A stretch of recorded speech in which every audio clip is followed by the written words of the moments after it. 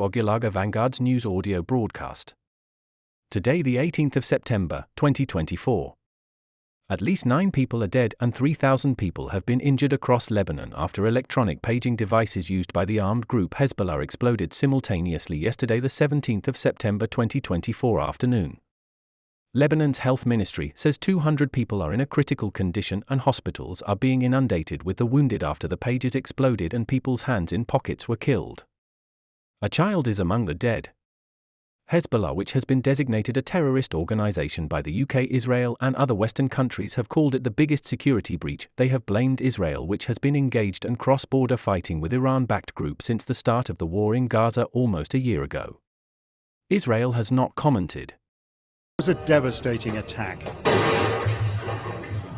In supermarkets, on the street, in cars, at home, and even in barbershops, thousands of Hezbollah members simultaneously injured by exploding pages. Incidents reported from all over Lebanon, from Beirut to the Bekaa Valley, and even in neighboring Syria.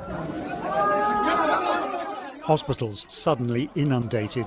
Each explosion may have been small, but men lost fingers and eyes. Some had gaping wounds to their hips where the pages were worn. 9 people are believed to have died, including 1 child.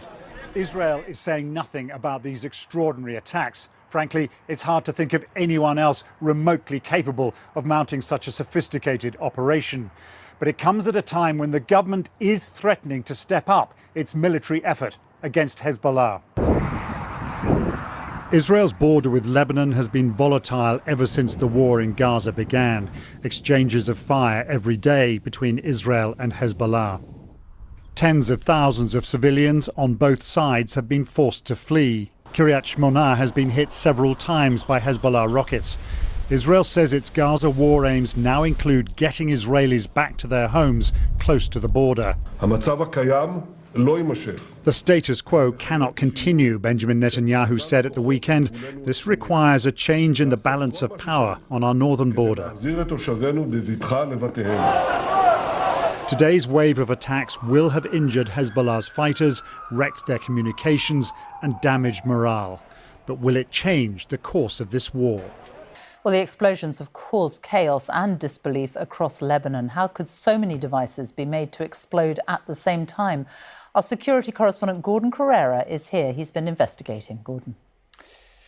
The middle of the afternoon when something extraordinary happens in Lebanon. Explosions in people's pockets. So how did it happen? It appears that what was blowing up were these pagers. Older devices which can receive text messages. This is believed to be one of the models targeted. This is the militant group Hezbollah. This summer, it was reported to have given orders for its men to switch away from mobile phones because it feared they could be tracked and calls intercepted. Instead, they were told to use pagers as they believed it offered more security. But that decision appears to have been exploited to target them. Now, this is thought to be one of the pagers that blew up today.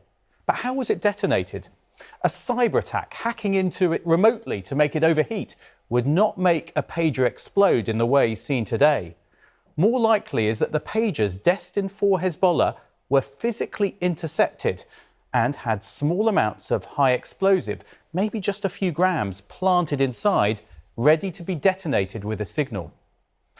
So, who was behind damage like this? Israel has not commented, but few have any doubts about its role.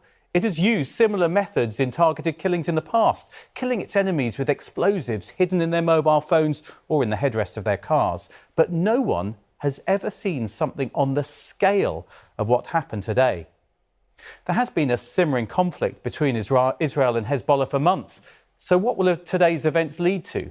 As well as injuring many Hezbollah operatives, this will be a blow to the organisation, making it harder for its people to communicate and spreading fear.